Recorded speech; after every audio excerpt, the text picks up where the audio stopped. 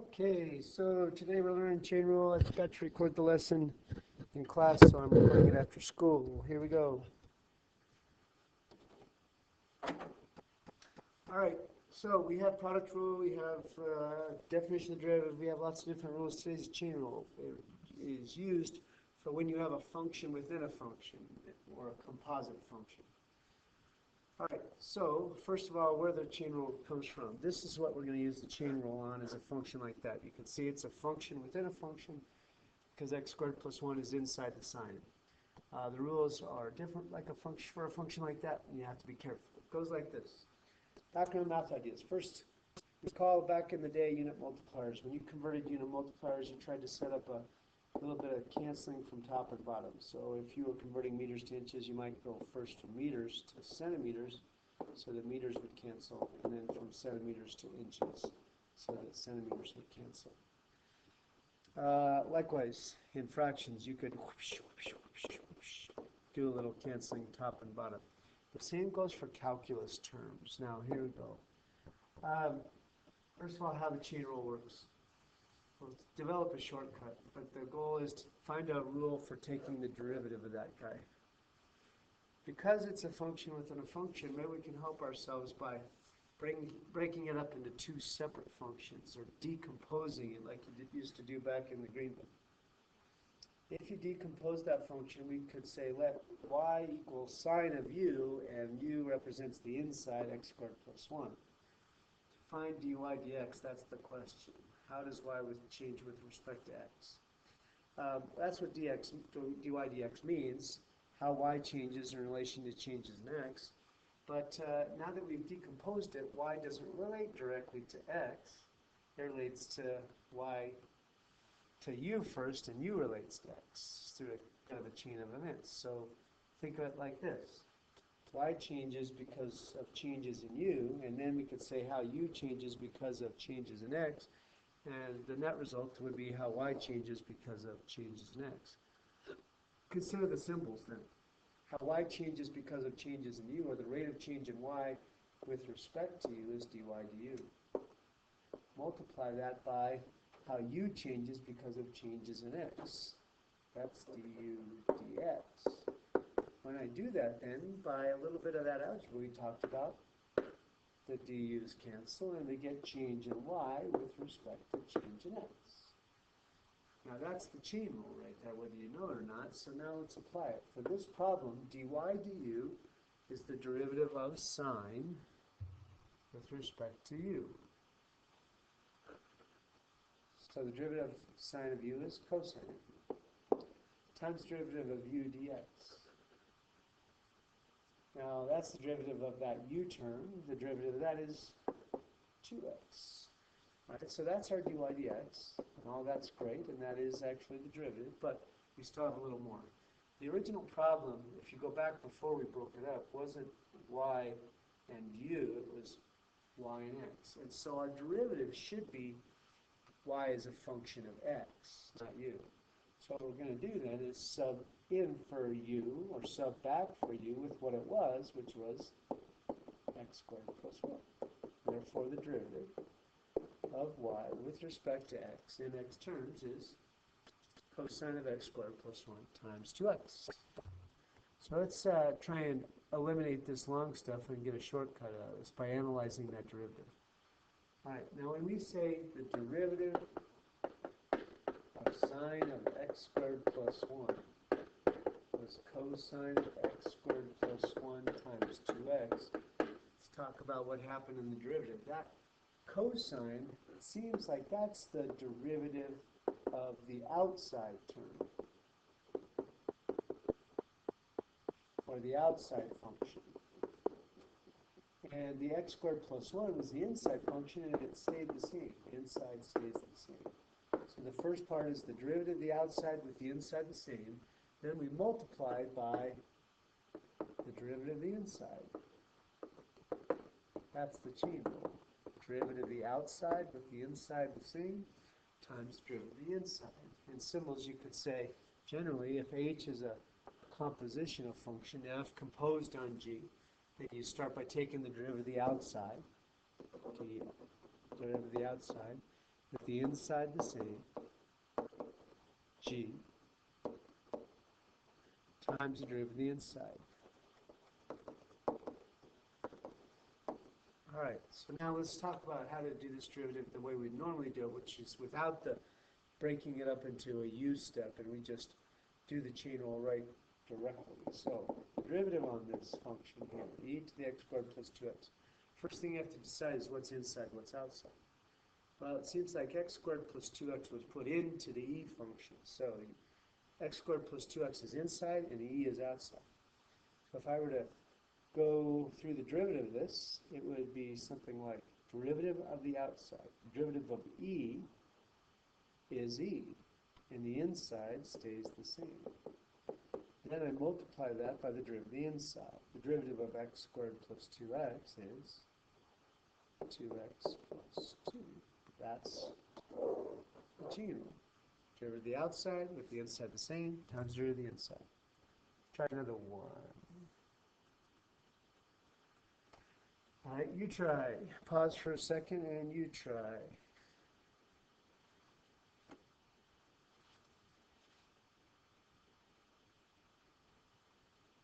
All right, hopefully you got time to do that.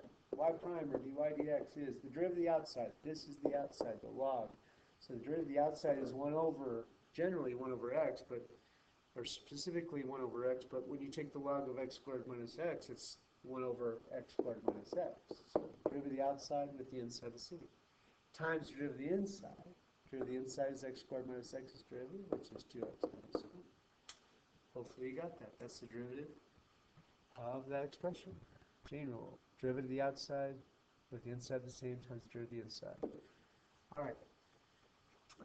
The most dangerous ones that are most missed is often the ones that are most simple. So this, for example, it feels like it's not even a chain rule case because negative x, that's not a function within a function, but it is. You must use the chain rule. The derivative of the outside is the derivative of e, which is the same with the inside stays the same. But then times the derivative of the inside. Derivative of negative x is negative 1. So the derivative of this is actually a little more likely to lead to mistakes because people think they don't even need to take the derivative of the inside. All right. Now let's try, besides analytical, let's try graphical and numerical here. If I did the derivative on f of g of x, where f and g are defined in this table, and f prime and g prime, then the derivative of this would be a chain rule because it's a function within a function. Derivative of the outside is f prime. Inside stays the same, g, times derivative of the inside, g prime. We want to evaluate that at 0. So plugging 0 in for every x, f prime of g of 0 times g prime of 0. Let's start with the inside. G of 0. According to the table, here's g, here's 0. G of 0 is 1. G prime at 0. Here's g prime, here's 0. It's 1/3. Last but not least, f prime at 1. Here's f prime, here's 1. Negative 1/3 times 1/3 is negative 1/9. Boom. Okay. You try. This one's off the homework later on. If you want to give it a go, you can. Now let's try graphing. All right, last but not least. Say you, actually there's 2 more questions, my bad. Chain rule on something with a graph involved. The chain rule on h, the derivative on h would be h prime is the derivative of the outside, f prime with the inside the same, times the derivative of the inside, g prime. We want to evaluate this at negative 4. So f prime of g of negative 4 times g prime of negative 4. F prime of g of negative 4. G of negative 4. G is the red graph. Here's negative 4. And at negative 4, the y value is 2. G prime at negative 4, that's the slope at negative 4. That's down 1 over 1, so it's negative 4. F prime at 2, that is find the f graph, find 2, and take the slope. The slope of that looks like it's down 1 over 3. our answer is 1/3. All right, last but not least, an application like we talked yesterday about the first derivative test to find extrema. When you find an extrema, you try and find, first of all, where the derivative goes flat, and that could be one of a couple cases. It could be a max because the derivative goes positive to negative. It could be a min because the derivative goes negative to positive, or it could be a psych job where it doesn't really max out at all, it doesn't change signs. You first find the derivative, set it equal to 0, then sign test. The derivative is going to require the chain rule. Because g is a function 4 minus x squared within another function, the 1/2 power or the root, chain rule time. So the derivative of the outside is the derivative of the 1/2. 1/2 comes down, it drops to negative 1/2. Inside stays the same. Times derivative of the inside, derivative of 4 is 0, derivative of negative x squared is negative 2x. Let's find where this is 0, but first let's clean it up. Negative 2x on top, 2 and root 4 minus x squared on bottom amounts to negative x over root 4 minus x squared. Be careful, this is only going to be 0 where the top is 0, not where the denominator is 0. It's undefined at the denominator is 0. So our only critical number is x equals 0. If, actually, I don't want to say our only critical number. Our only horizontal tangent is x equals 0. So around x equals 0, the derivative. At negative 1, then the top would turn positive, but the bottom would still be positive, and so positive there. If g is positive, then that g prime is positive, that implies g prime is increasing up to when we hit 0 and the derivative goes 0, and therefore the graph goes flat of g. After that then, say at 2 or 1, negative on top over positive, that's a negative. If g prime is negative, g is decreasing. I must have a max. G, not f. G has a max at x equal 0 because g prime changes from positive to negative there.